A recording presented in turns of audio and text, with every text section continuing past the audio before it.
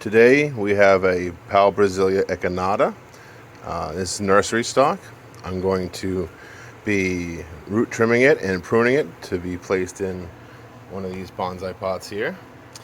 I'm going to mix up the soil and wash these root ball and move on to the next step.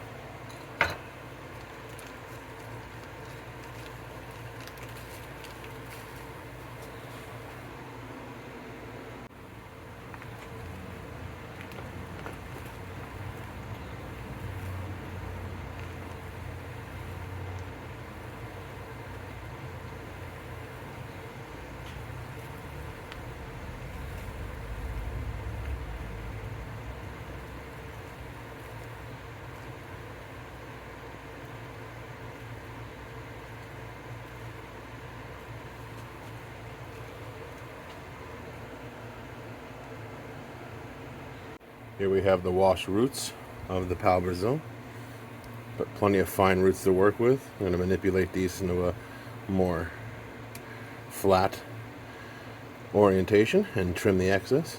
Get this into a pot. For those that say they never see nitrogen fixating nodules before, we got one right here. This here is a symbiotic relationship with the root system. I broke that off because I washed the roots, but they'll make more as the plant grows, as the tree grows in the pot. So I like to put a net in here to cover up these holes and some gravel down as a base to help with the drainage, and also to place the netting, the mesh. So when making my substrate mix, I like to do a 3-item balance, something that I learned from Bonsai Heirloom from Milton Chang. You want to 1 part just composted soil, like so.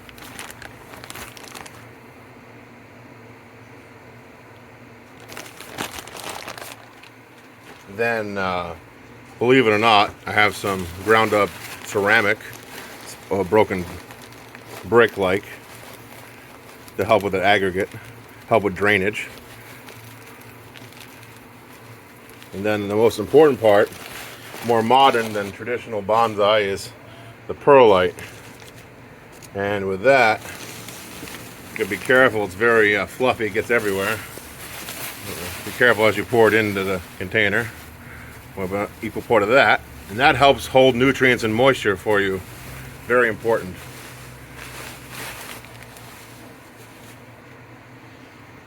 Once you got these 3 things in there, you just kind of want to mix that up a little bit gently. Again, the perlite likes to blow out, especially if it's a windy day or you got a fan on. I'm going to mix this up like so.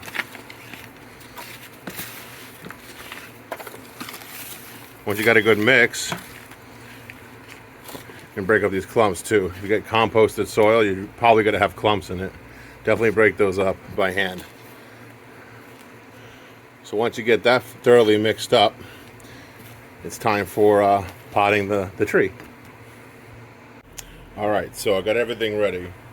Now, I didn't get all the clumps out of the roots here, but I didn't want to disturb too many of those nodules because I want nitrogen fixation to begin early on in the pot.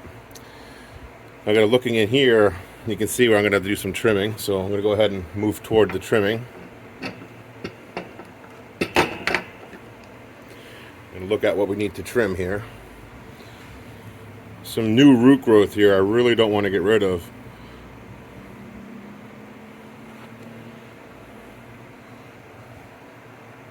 So it's going to be difficult to select what I really want here to cut. Probably these big boys aren't so necessary anymore. Let's go ahead and get rid of them. Leaving some of them behind to help propagate some new roots. Those are going to be important. Sorry about the focus on that, everybody. So I'm going to keep taking out the very large roots. They aren't as important. They also get in the way with potting more so than any other roots. Either cutting them back or removing them completely is the best plan, usually, depending on the situation of the tree. Each tree is, of course, different. So looking at this, it looks like I'm going to have to, laying it down here in the pot. The roots still go out way too far, so I'm going to give it a nice trimming with some Nigel Saunders confidence. Sometimes you just got to go for it, You just can't linger too much. Let's see what we got going on here. It's okay if you leave some of these roots to fall. They actually decompose into nice fertilizer for these, because it's a legume. It's the Paubrasilia family. It's, again, Paubrasilia.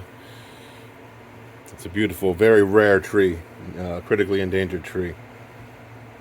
All right, so let's go ahead and plant this. So this could be the front of the pot. So this would be the front of the tree. Get this a little closer here so make less of a mess. I'll get down a layer of the substrate here first to seat the roots into. Still got a few chunks left from the mixing process. You can get those out as you put them in now. They're basically more like clay-based things. Go ahead and set that in. Try. Now it's still pretty high here for the root system. I might actually have to trim that back a little further. Let me see here. Go ahead and get some of these really aggressive roots trimmed out of there so I can actually seat this flat more. Something like that. Clear out the dead wood. I don't want this root all the way up here, so I'm going to remove that up there. Oops. So that looks a little bit better. Now I'll give that another try for the planting. This is going to be the front of my tree. Place this like this firmly, and backfill, and backfill.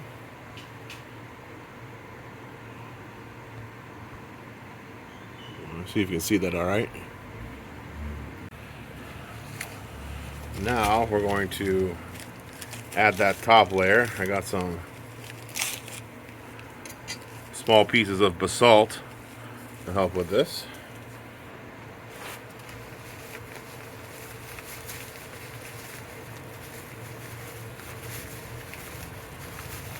Crushed basalt, very fine.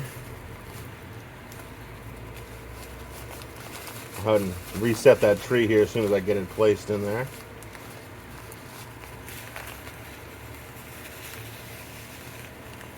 Alright. See if I can't tidy that up.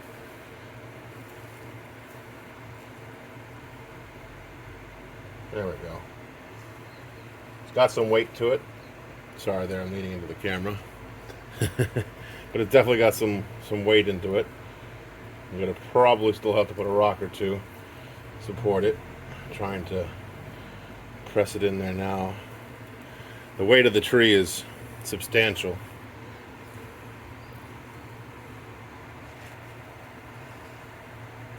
Alrighty.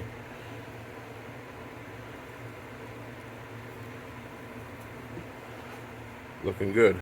Alright, here we are, planted up, ready to go. I'm going to focus in on this region here. I'm not sure if I want it any higher than this zone, especially look at the internodal length here, it's short. So I might trim it right above here, which is still a fairly tall bonsai, but this type of tree is a naturally tall tree.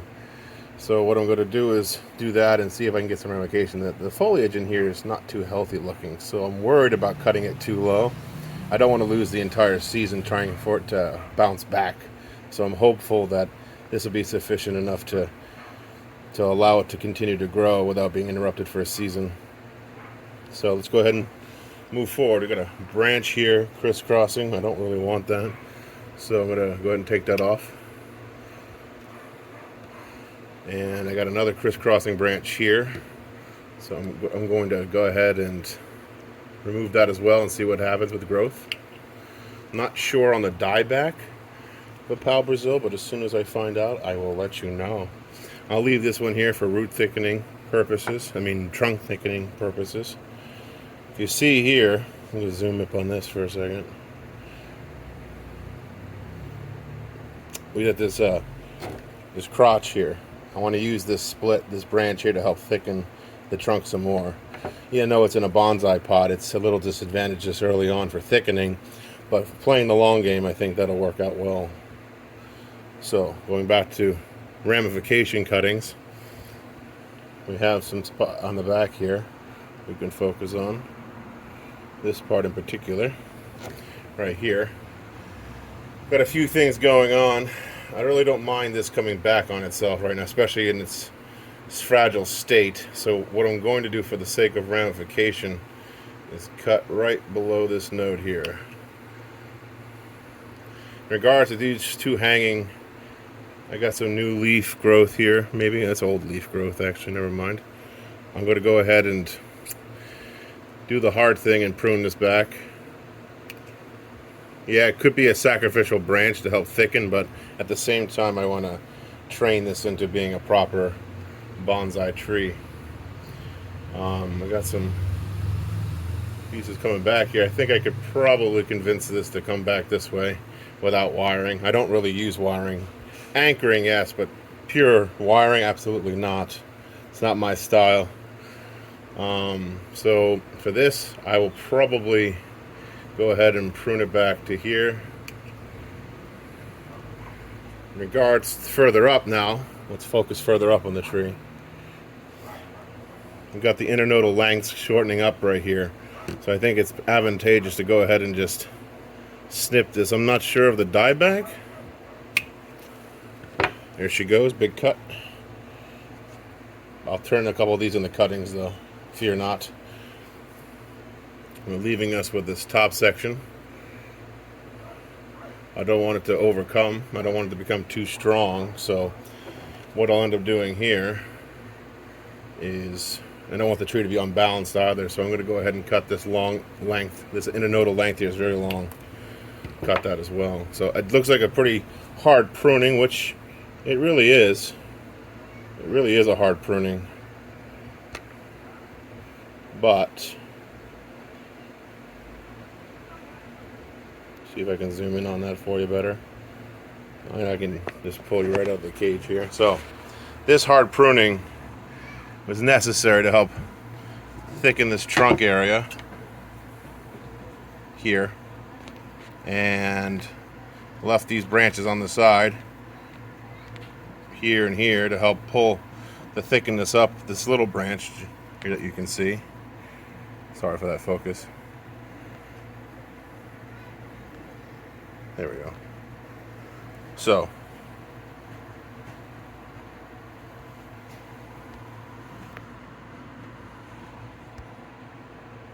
that's what we got so far. So I'm going to go ahead and put some sealant up on here. You can already see it starting to leak, which is not good, but I'll go ahead and clean that up and get this watered up. Well, here she is, ready to go. Go ahead and get this wound sealant on here. A little dab of that. Not too much, but just enough.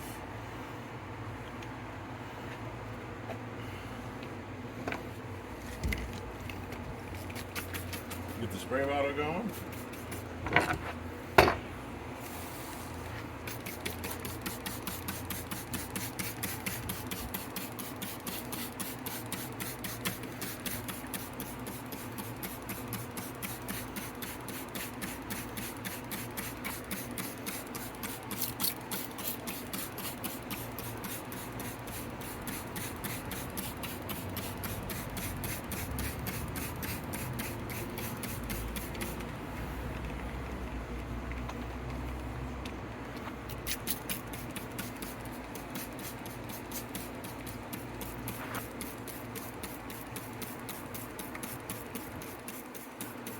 And there we go. I'll get back to you and post some updates here in a couple weeks and let you know how she's doing and if it's got new growth yet. Thanks for hanging in there. See you next time.